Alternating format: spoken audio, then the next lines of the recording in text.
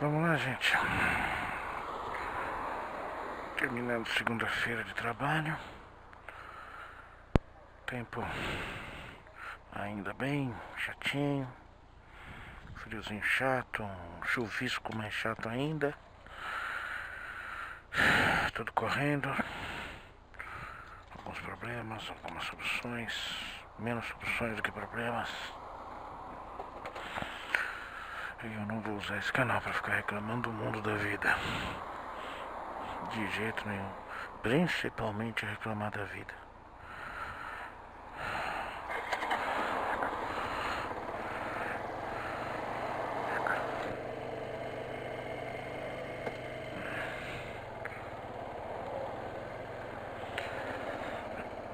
Vambora.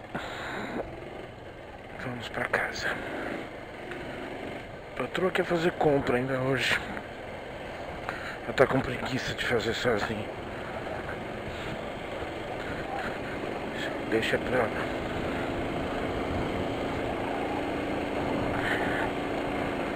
Seguimos.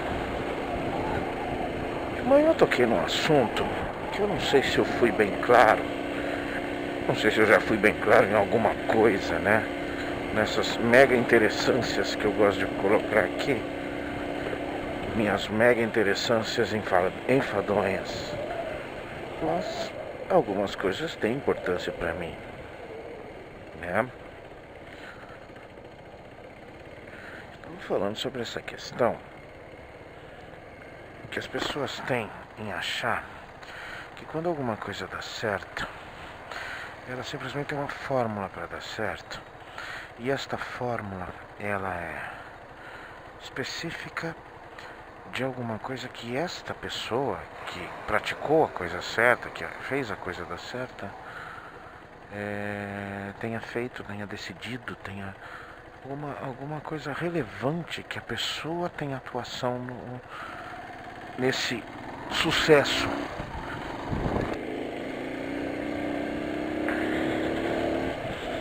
Vou dar um exemplo que é o mais universal, mais prático, aquele que todo mundo costuma usar sobre essa coisa do cara estudar pra caramba e tal, e correr atrás de tudo e tal, enfim, e se especializar e se preparar tecnicamente e tal. Beleza. Esse tipo de coisa é aquele tipo de coisa que todos podem fazer. E que todos podem fazer por livre e espontânea vontade, por decisão própria. E que a forma como essa pessoa consegue se dedicar àquilo, a essa preparação, ela tem enorme relevância, tem enorme responsabilidade sobre um possível sucesso.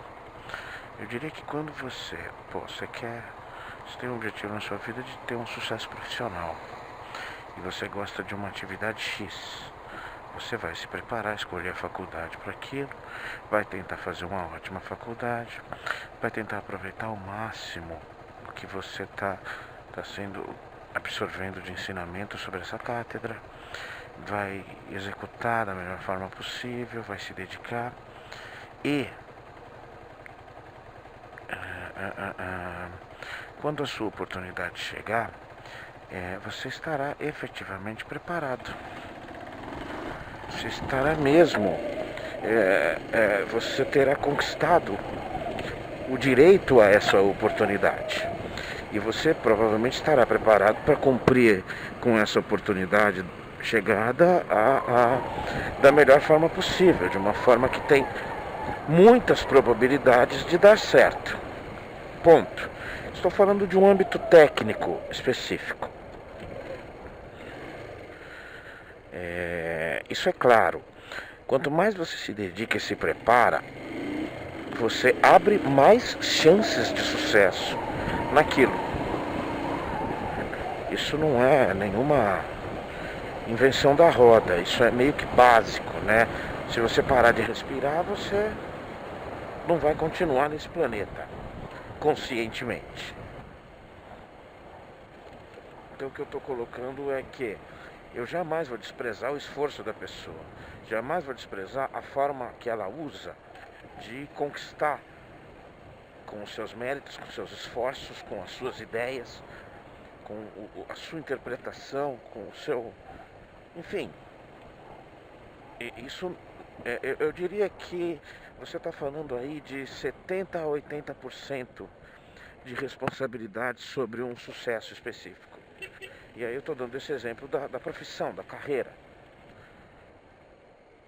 Aí você vê assim, por exemplo, eu vou dar um exemplo próximo, fica mais fácil para mim.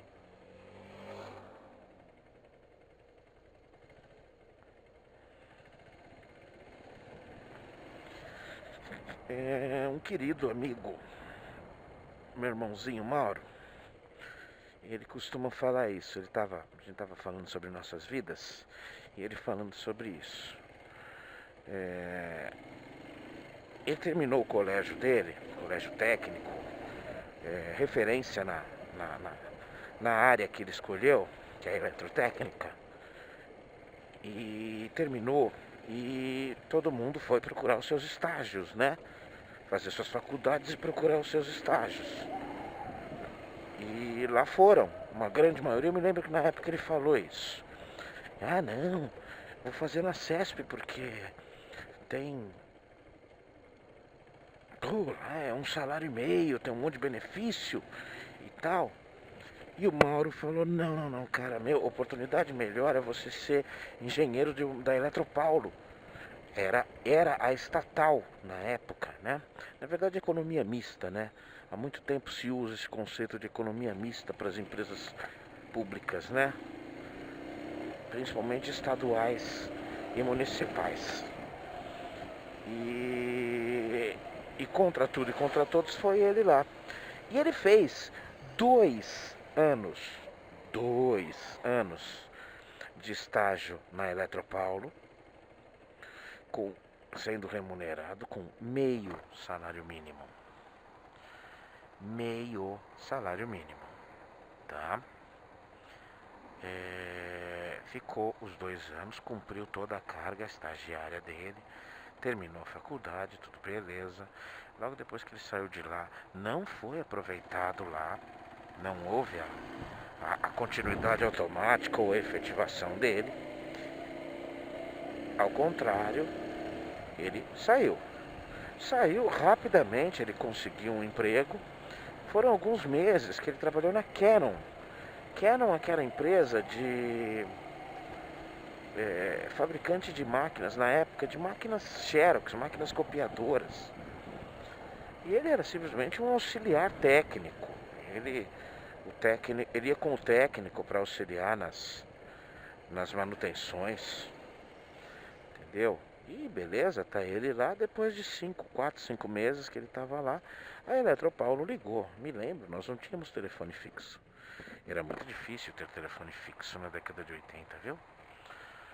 E ligou a Eletropaulo e ele foi chamado para uma vaga de engenheiro eletrotécnico da Eletropaulo. E não que os amigos dele se ferraram, não. Muitos continuaram na área, muitos entraram para a CESP, enfim, tiveram seu sucesso, mais ou menos não tem importância. A questão é que ele acreditou numa coisa. E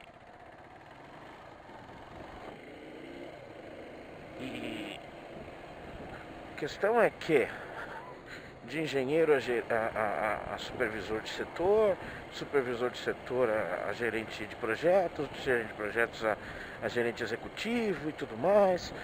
Passou tudo, vieram as privatizações. Claro que quem entende um pouquinho de recursos humanos, entende num cara do perfil do Mauro um valor enorme. Ele ficou muitos anos ainda lá, tocando projetos e tudo mais.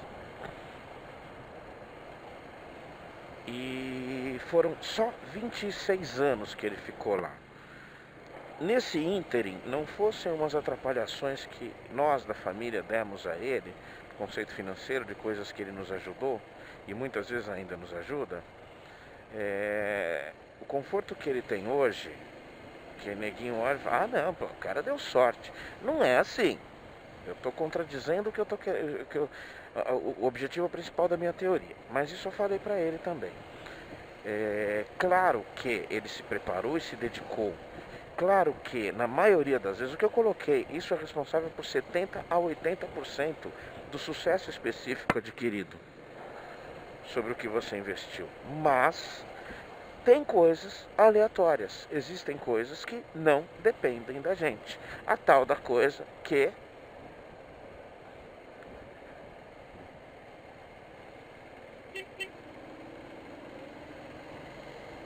não depende de você.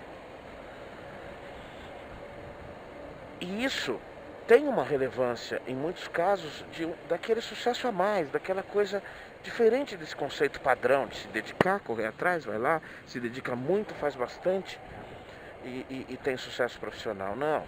Existe aqueles que viram, se transformam em gênios daquela linha e tudo mais, gurus, né? Não é o caso do Mauro, embora ele seja meu guru, mas ele é realmente um técnico valoroso da área dele. Já tem 2 pós depois disso e tudo mais, então dá pra respeitar um pouquinho esse rapazinho, né? Esse rapazinho fofo. O que eu tô colocando é que, independente, e ele também sabe disso, do esforço da pessoa, também tem uma questão que determina muito um fator de sucesso ou de insucesso, que ela é totalmente aleatória. E isso deve ser levado em consideração quando você cria fórmulas para poder explicar o seu sucesso. Vamos dizer assim, um cara lança lá, por exemplo, aquela coisa do O Segredo, né? O livro e depois o filme. O Segredo. Tudo conspira, né? O Paulo Coelho também brinca muito disso. O universo conspira a seu favor. Cara, o universo é o universo. Ele não mexe uma vírgula a mais do que a regra básica do que ele tem que mexer. Não é a regra, ele não segue uma regra, ele é a regra. Nós é que identificamos e deciframos algumas dessas regras, dessas leis, desses fenômenos universais. O que eu coloco é que quando você começa a achar que o que você tem, o seu sucesso, o seu conforto, ele é todo fruto apenas e tão somente da sua genialidade, do seu esforço, sem lembrar que houve alguma coisa a mais aí, que você não tem o menor controle sobre isso, você está sendo arrogante. E a gente muitas vezes se esquece disso. Não, cara, sempre fiz assim, sempre deu certo, ok. Isso já é uma coisa que pode dar uma certeza maior de que aquilo é uma fórmula correta de se pensar e de se agir. Mas em algumas vezes você precisa você precisa do aleatório, você precisa do inconcebível, você precisa do absurdo, né? Que assim, eu tive sucesso porque eu fiz assim, assim, assado e assado. E caramba, não se esqueça daqueles momentos onde alguma coisa aconteceu. Alguém te ajudou alguém que não precisava te ajudou. Um conselho, uma chamada, como é que se fala?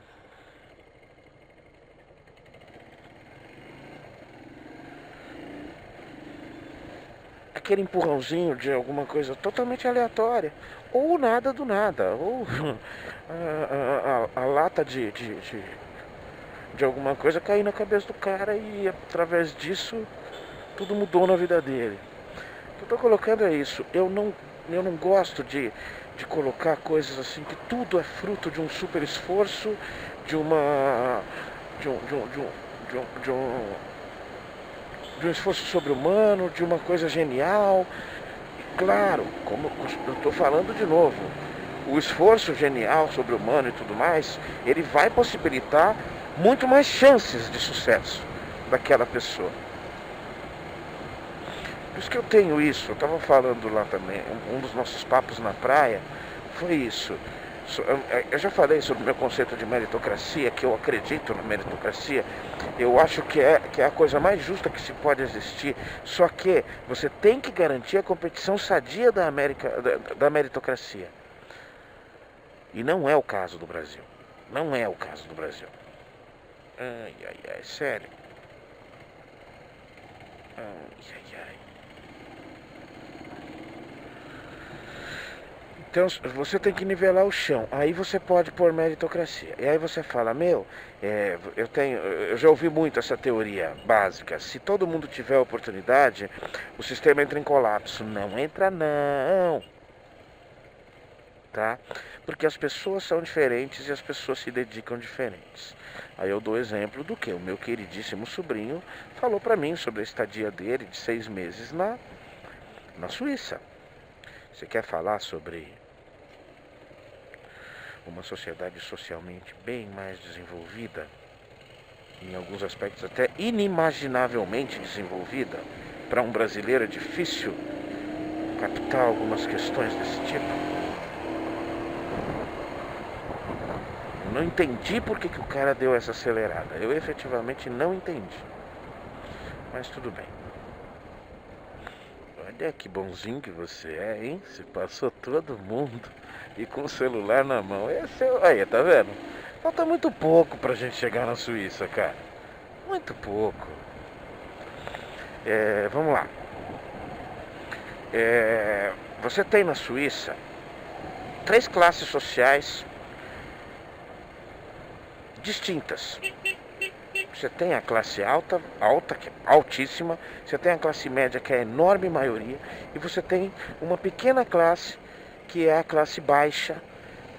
E a classe baixa, ela é mais uma coisa externa do que uma coisa interna. Internamente você não tem uma família suíça que por uma questão natural está lá na classe baixa, onde o pai é só um faxineiro e a mãe lava roupa para fora. É difícil ver isso. Mas há, sim, também estrangeiros e tudo mais, mas o mínimo é garantido e o mínimo é bastante. O mínimo é bastante. Essa classe baixa tem o que nossa classe média para média alta tem. Com a diferença de que é garantido. É garantido. Como é que eu posso falar? Um lugar onde receber o seguro-desemprego não é se aproveitar do governo ou, se eu não pegar, vou deixar para o governo. Não. Se receber o seguro-desemprego é humilhante, por você não estar contribuindo com a sociedade, colaborando com o melhor de todos, para todos. Mas enfim, não vou ficar aqui falando sobre filosofia. Então assim, a classe alta e a classe média e a classe pobre, todos eles, o Mauro contou isso assim com uma riqueza de detalhes. Você tinha num bairro, na cidade onde eu levantava, uma parte alta da cidade, do vilarejo ali, de pessoas de alta classe. E você tinha o pessoal de média e média alta, que era onde eu levantava. E você, no caminho, por exemplo, da escola, você também tinha casas mais humildes. E até alguns alojamentos de estrangeiros, de refugiados. Tá? Ninguém ficou magoado com algum benefício pago aos estrangeiros, viu? Mas deixa pra lá. Nosso problema é moral. O problema do Brasil é moral. Ele não é físico, ele é moral. Vamos lá.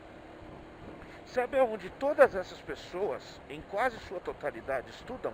Na mesma escola, na mesma classe está o filho do industrial de sucesso, está a classe média alta, que é o filho de um médico, de um bom médico, o filho de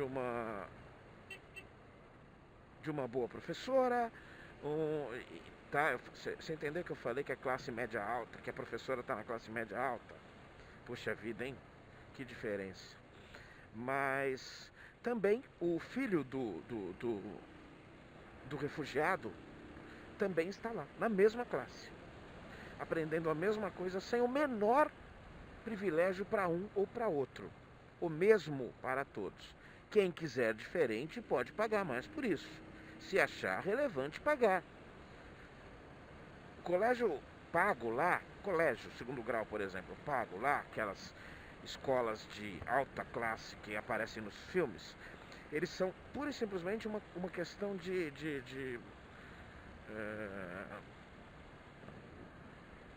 como é que se fala? É muito mais uma ostentação social do que uma necessidade. Muito mais. Mas enfim,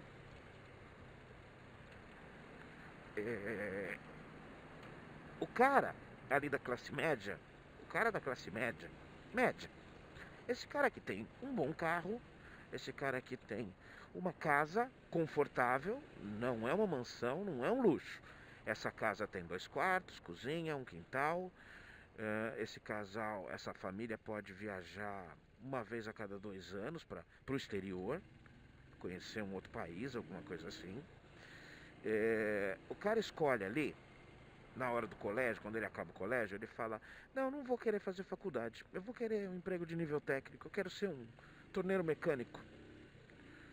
Ele vai ter uma condição digna de conforto, ele vai ter, vamos pôr um parâmetro material aqui, ele vai ter um Corolinha, hoje estamos em 2017, um Corolinha 2010, 2009, ele vai ter uma casinha de 2 quartos, sala, cozinha e banheiro, ou 3 quartos, sala, cozinha e banheiro, vai ter 2 filhos, entendeu? E vai ter condições, inclusive, de uma ou 2 vezes na vida ir na Disney, e assim por diante. O cara pode escolher, não, eu quero um nível melhor, eu vou tentar uma coisa melhor, e ele vai, tenta uma faculdade, também do governo, tá? Ele vai tentar uma faculdade, vai fazer uma faculdade e vai ter um nível maior de conforto na vida dele. A casa dele vai ter os 3 quartos, mas vai ter um quarto a mais para hóspede, vai ter, pode ser que tenha uma piscininha para curtir o verão, pode ser que o carro dele seja um Toyota 2017, 2016, pode ser que ele consiga trocar de carro a cada 2 anos. Tá? Então, o que eu estou falando é, as pessoas escolhem, ela pode e tem o direito de escolher, não se esforçar muito mais em determinado momento e falar: não, eu quero trabalhar honestamente, decentemente, mas eu não quero fazer tudo isso, não. Ou eu quero tudo isso, só que eu não quero ficar me esforçando tanto. Então a pessoa não vai chegar. Não vai chegar. Uma questão de capacidade, uma questão de meritocracia, uma questão de mérito.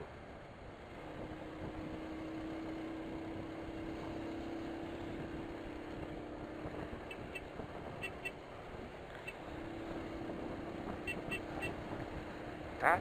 Então, a igualdade no chão, no ponto de partida para todos, não gera um colapso social. Tá? Eu até acho que evolutivamente os padrões de emprego, trabalho, relação empresa-empregado e empregador e tudo mais, eles tendem a mudar. Não, esquece o Brasil. Esse parâmetro não é. O Brasil está simplesmente voltando ao passado, dando mais privilégios, tirando privilégios de trabalhadores neste momento e dando privilégios ou devolvendo privilégios ao empregador. Assim como já foi o contrário há pouquíssimo tempo, onde estava tirando tudo do empresário, do empregador, e dando ao trabalhador. E todo esse tempo passou nessa política teoricamente travestida de inclusiva, apenas e tão somente sem ninguém desenvolver uma vírgula do sistema educacional desse país. Sem uma única melhora nisso. Mas enfim, é o que nós queremos. O que eu estou colocando é que você pode fazer tudo certo, se arrebentar, se acabar, mas não é a certeza, não é 100% de certeza que você vai ter um enorme sucesso, ou pode ser que você não tenha o sucesso que você planejou para você. Entendeu? Agora, sem fazer não acontece. O que eu estou colocando é a falta de humildade das pessoas em às vezes ver que em alguma coisa relevante não teve só a participação dela, e sim o aleatório. E Vamos deixar claro que eu tô batendo na tecla do aleatório, porque eu não quero classificar o aleatório como um abstrato ou inexplicável. Eu quero dar a explicação de que é aleatório. Eu estou fugindo do conceito de que Deus me ajudou e eu consegui. Não! Deus me ajudar e eu conseguir significa que ele deixou de ajudar outros tantos. Então significa que ele é mau e não bom. Isso é um paradoxo simples de se entender, que as pessoas não gostam de querer entender. Tá? Você tem que passar no vestibular? Ah, que Deus me ajude a passar no vestibular. Meu amigo, se ele ajudar todo mundo a passar no vestibular, como é que vai ser? Vai explodir o universo? Porque todos vão passar no vestibular. Que tal passar no vestibular, quem for melhor e pronto, acabou? Ah, Deus ajuda, aí melhor. Ah, ok. Por quê? Porque você é mais bonito? Porque você rezou com mais afinco? Tá errado. Tá errado. Esse conceito cristão está errado. É a brincadeira do outro, o paradoxo do outro lado. Se o diabo pune os maus, ele não é mau. Se o inferno lá é para punir os maus e o diabo manda em tudo isso, ele não é mau, ele está punindo quem foi mau. Então ele é simplesmente alguém bom.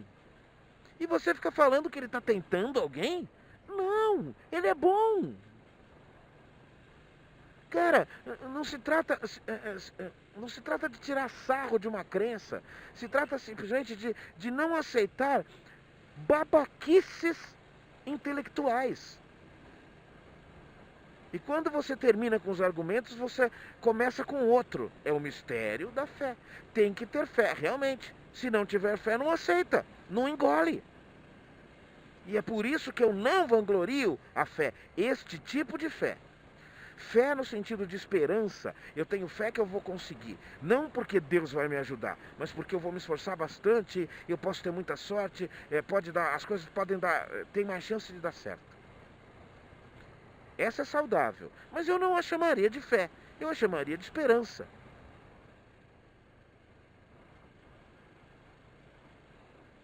Eu só chamaria de esperança. Esperança que move o esforço dessa pessoa em se preparar, em se dedicar mais. Pronto, acabou. Pronto, acabou. Tá?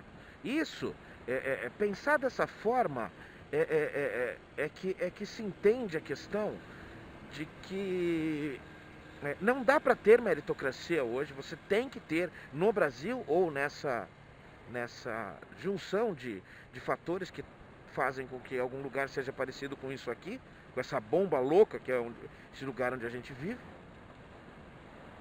No Brasil não há condições de você falar que alguém conquistou alguma coisa por mérito, por meritocracia. Não no sentido, claro, vamos deixar claro, no sentido de que você pega um exemplo. Ó, esse cara aqui não tinha nada.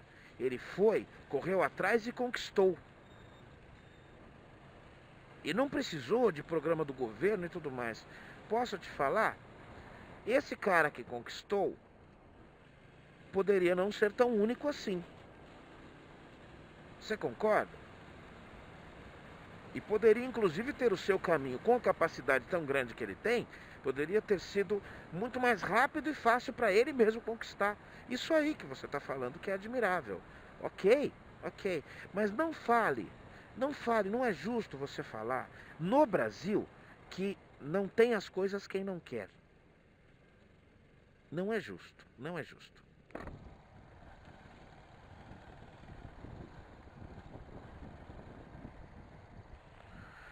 Não é só querer. E não é só se esforçar, se preparar para isso. É ter oportunidade, é ter chance. Chance para fazer isso. Isso é que é um pensamento inclusivo. É um pensamento de dar a oportunidade a todos. E faça quem quer. E dispute isso quem quer. Como é que você fala sobre um concurso público? Às vezes por uma nota de corte de 0,12,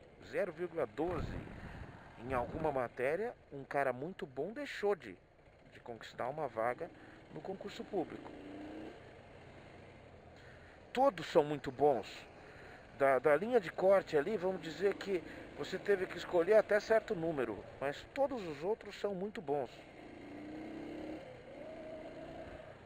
Você não estaria mal servido. E aí você vai dizer, tá vendo? Você não se esforçou o suficiente. Na prática é isso, ele não se esforçou o suficiente. Mas dizer que tudo que ele fez está jogado fora? Não, cara, não. Você tem às vezes um concurso que tem 550 pessoas para cada vaga. Você tem concurso que tem 1.500 pessoas para cada vaga. Acho que não poderia ser assim. Esse tipo de pensamento, ele enquadrada as coisas e simplifica tudo, né? E aí você tem um problema comigo, porque eu sou o inimigo número 1 da simplificação. Da simplificação de ideias, principalmente. O cachorrinho quer morrer. Deixa eu passar, dona.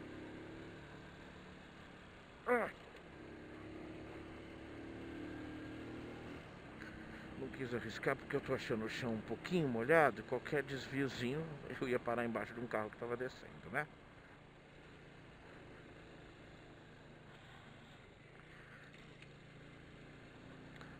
Tá bom, acho que agora eu esmiucei melhor. Foi aleatório, isso aqui saiu assim.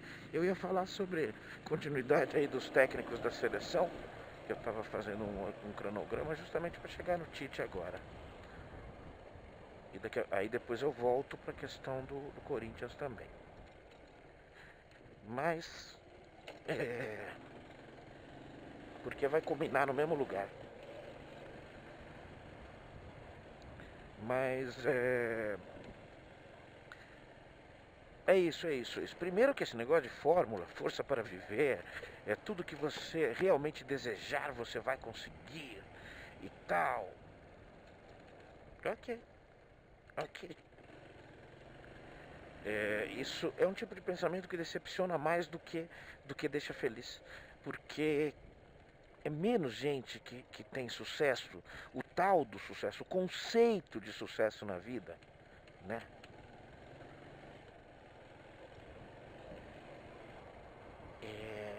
Do que quem realmente consegue. É muito mais gente que quer do que gente que realmente consegue.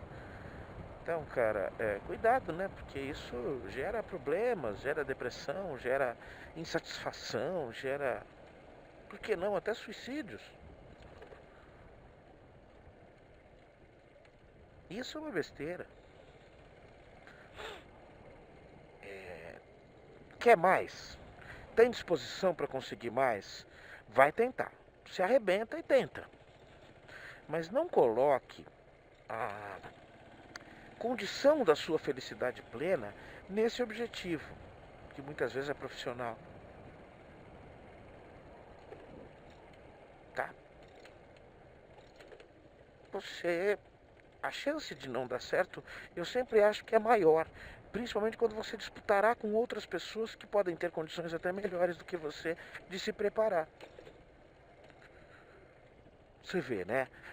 Um cara que faz um discurso de que eu me esforcei, eu consegui, e aí você vê uma universidade pública, a melhor universidade pública do Brasil, que é a USP, onde 80% dos alunos da USP são da classe alta, média para média alta, para acima. E como você explica isso assim, cara? E o Mauro, nossa, esse assunto é muito legal, cara. O Mauro estava falando sobre isso e eu sou completamente a favor. Eu sei que a USP não foi criada sendo gratuita para beneficiar o pobre. Por isso que o critério de entrada é tão rigoroso. É tão fodido. Ela foi criada justamente porque esse critério é alto, justamente porque um cara normalmente, um cara que trabalha, acorda às 5, 6 da manhã, vai para o trabalho, sai do trabalho às 6 da tarde e vai estudar, não consegue ter tempo. É muito raro ele conseguir ter tempo para se preparar para um nível de exigência como o da USP, por exemplo. Então acaba que, disfarçadamente, você está só colocando os mais riquinhos, os mais privilegiados, justamente porque eles têm condições de se preparar. Mas sim, eles estão preparados. O que me irrita não é isso. Não é isso. Já que eu vou continuar acreditando que o processo de entrada dos calouros da USP, ele seja honesto, né? É um concurso, né? Que as avaliações dos concursos sejam honestos. Agora existe uma outra questão, uma contrapartida. O Estado financia o estudo daquele cara da melhor qualidade que o Brasil pode fornecer. E ele não é obrigado a retribuir ao Estado nada. Nada, nada, nada. Vamos dizer, um médico formado pela USP, não seria meio que obrigatório ele fazer, ele fica 6 anos lá, ele fazer, um ano de, 3 horas por dia atender um posto de saúde, gratuitamente sim, 2 horas, 2 horas.